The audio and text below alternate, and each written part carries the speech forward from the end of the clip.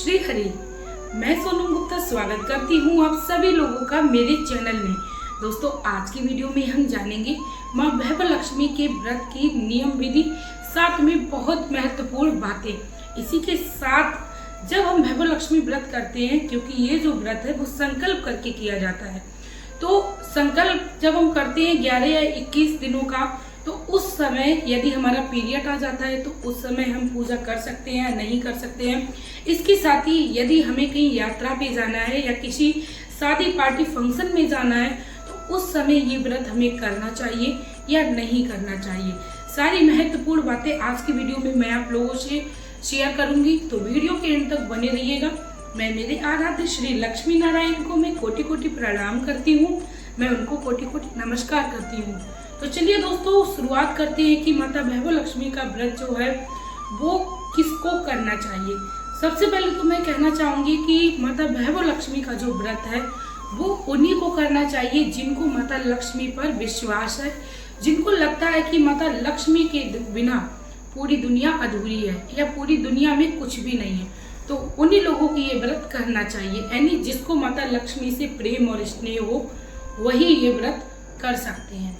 कि किसी स्वार्थ को लेकर ही खाली आप यदि वैभव लक्ष्मी का व्रत कर रहे हो तो आप इस व्रत को ना करें, आपको प्रेम और स्नेह भी होना चाहिए। दूसरे नंबर पे बात करें, ये जो व्रत है वो अपने घर में ही रह के किया जाता है। यदि आप किसी रिश्तेदारी में जा रहे हो, किसी यात्रा पे जा रहे हो और आपने संकल्प कर लिया है कि आप 11 या 21 शुक्रवार तक इस व्रत को करेंगी, तो उस दिन आप इस व्रत को छोड़ सकती हैं। ऐसा नहीं है आपने 11 या 21 दिन का आपने संकल्प लिया है तो ये जो व्रत है आपका मान्य नहीं किया जाएगा, आपको फिर से शुरुआत से रहना पड़ेगा।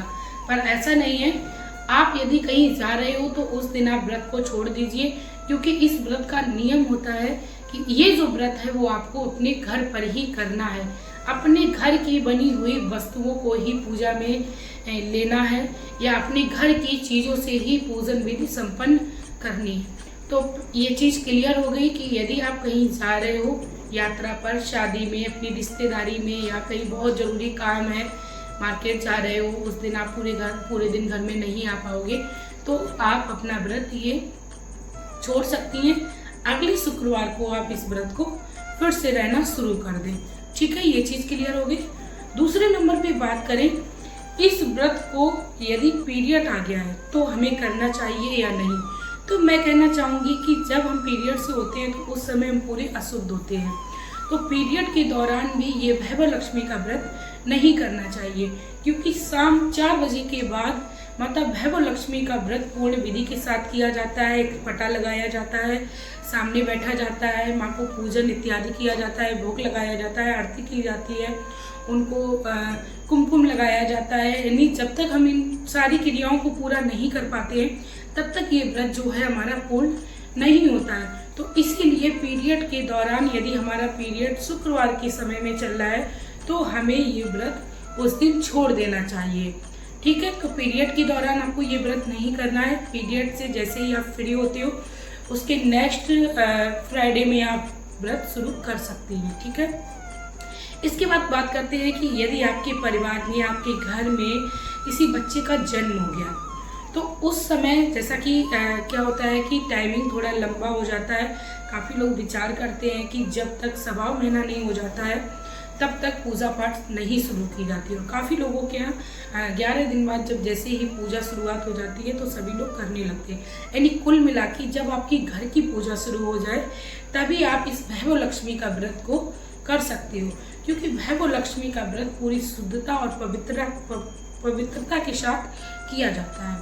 ठीक है दोस्तों, तो ये चीज़ क्लियर हो गई। यदि आपके घर में किसी की मृत्यु हो गई है या कोई सूतक पातक लग गया है तो आपको उस दौरान भी वैभव लक्ष्मी की पूजा नहीं करनी है। इसके साथ ही बहुत महत्वपूर्ण बातें वो भी जान लीजिए। माता वैभव लक्ष्मी के व्रत में आपको किसी के घर का कुछ भी खाना नहीं है। यदि आप किसी के घर में जाते हो, पहले तो आप वैभव लक्ष्मी के व्रत में किसी के घर पर ना जाएं तो ज़्यादा अच्छा है। यदि आप किसी के घर पे जा रहे हो तो कोशिश करिए जल्दी से आ जाइए, उनके घर का आप ज़्यादा कुछ ग्रहण ना करें। ठीक है, इसके साथ ही दूसरे नंबर पे बात करें कि माता वैभव लक्ष्मी के व्रत में एक आभूषण का इस्तेमाल ज़रूर करें, क्योंकि आज के समय में ऐसा कोई नहीं है जिसके पास एक ना एक सोने का आभूषण क्यों ना हो। किताब में लिखा है सोने का ना हो तो चांदी का चलेगा, चांदी का ना हो तो नगद रुपया भी चलेगा।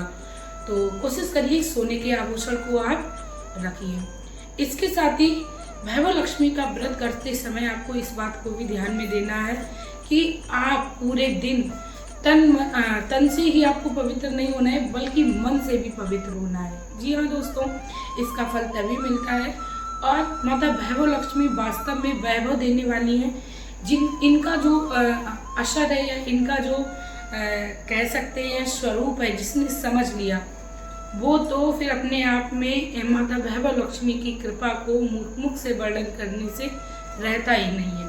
तो ठीक है, माता वैभव लक्ष्मी के व्रत की जितनी नियम विधि थी वो मैंने आपको बताई है।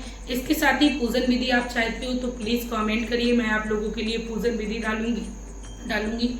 आपको माता वैभव लक्ष्मी व्रत की कथा भी मेरे चैनल पर मिल जाएगी। इसके साथ ही इसकी उद्यापन विधि कैसे करनी चाहिए वो भी मैं आप लोगों को बताऊंगी। यदि नहीं आता है तो कमेंट करिए, उसके लिए भी मैं आप लोगों के लिए वीडियो बना दूंगी।